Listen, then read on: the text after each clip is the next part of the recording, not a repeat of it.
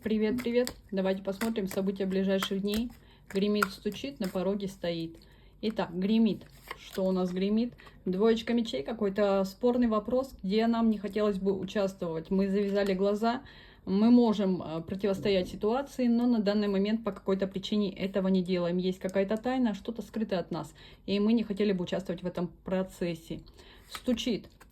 Четверка кубков. Есть по этому поводу некая неудовлетворенность, недооцененность, но вам будет дан прекрасный шанс для того, чтобы урегулировать спорный вопрос.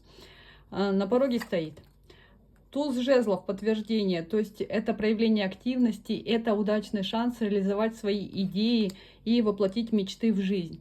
Ну и давайте еще одну карту, чем все закончится в ближайшее время. Двойка жезлов, вы будете стоять перед неким выбором, что же делать. То есть пока находиться в золотой середине.